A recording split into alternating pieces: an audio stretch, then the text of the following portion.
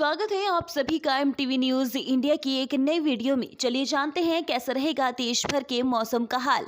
Video शुरू करने से पहले कमेंट सेक्शन में अपने जिले का नाम जरूर बताएं, जिससे कि हम आपको डेली अपडेट करा सकें। साथ ही चैनल को सब्सक्राइब करें, पास आए बेल आइकॉन को भी जरूर दबाएं। बेमौसम बारिश का ये कारण है, क्या मानसून पर पड़ेगा असर? यहाँ समझ लें अल नीनो इफेक्ट। आपको बता दें, हाल ही के देश के अधिकांश राज्यों में मार्च अप्रैल के साथ साथ कई मई माह में भी बेमौसम बारिश होने के बाद ये आशंका जताई जा रही है कि क्या इसका असर मानसून पर हो सकता है। बेमौसम बारिश ने इस बार गर्मी और लू की थपेड़ों से भले ही राहत दी हो, लेकिन बारिश चक्र के बदलाव की आशंका को पैदा कर रही है। यहाँ जाने कि इस साल इतनी बेमौसम बारिश क्यों हो रही है, तो चलिए आपको बताते हैं। और इस मानसून पर कोई इसका असर होगा या नहीं, ये भी आपको बताएंगे।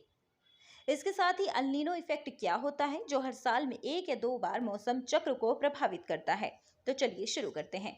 उत्तर भारत के साथ साथ पूर्वी भारत में भी कई राज्यों में बारिश हुई है और मई के गर्मी के स्थान पर ठंडी हवाएं चल रही हैं। ऐसे में भारत में मानसून का समय प्रभावित हो सकता है, लेकिन भारत में आमतौर पर मानसून का समय 15 जून से शुरू होता है। इन दो कारणों में हो रही बेमौसम बारिश और मौसम विभाग के वैज्ञानिक डीपी दुबे का कहना है कि बेमौसम बारिश 2 वजह से हो रही है। पहला प्रमुख कारण इसका स्थानीय स्तर पर मौसमी गतिविधियों के कारण सिस्टम का तैयार होना और दूसरा कारण है क्लाइमेट चेंज।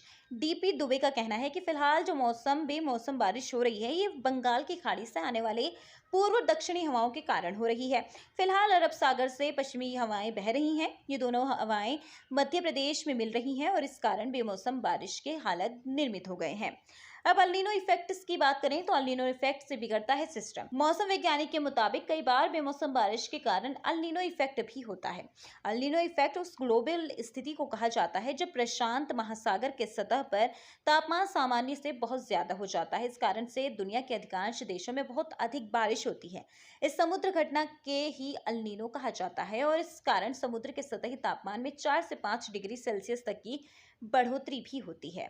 बेमौसम बारिश का मानसून पर असर। मौसम वैज्ञानिक डीपी दुबे के मुताबिक मानसून के अनुकूल परिस्थितियों के लिए हीटिंग बहुत ज्यादा जरूरी होती है। ऐसे में यदि अप्रैल और मई माह में बेमौसम बारिश होने के कारण अधिक गर्मी नहीं पड़ती है, तो इसका असर मानसून पर हो सकता है। मानसून सामान्य से कम होने की आशंका रहती है। राज्य में बिगड़ेगी समुद्र की स्थिति।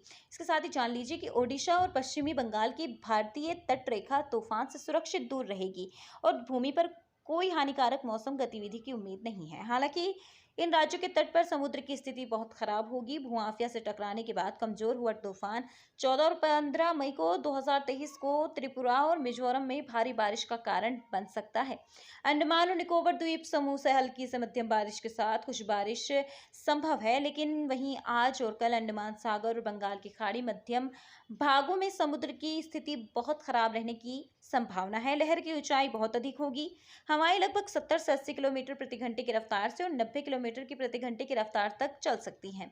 दक्षिण कर्नाटक, केरल, पूर्वोत्तर भारत में छिटपुट हल्की से मध्यम बारिश हो सकती है। आंध्र प्रदेश, तमिलनाडु और लक्षद्वीप में हल्की बारिश संभव है। सौराष्ट्र और कच्छ, गंगीय पश्चिम बंगाल और बिहार के कुछ हिस्सों में लू चल सकती है। मिलते हैं इसी प्रकार की अगली वीडियो में, तब तक के लिए जय हिंद, जय भारत।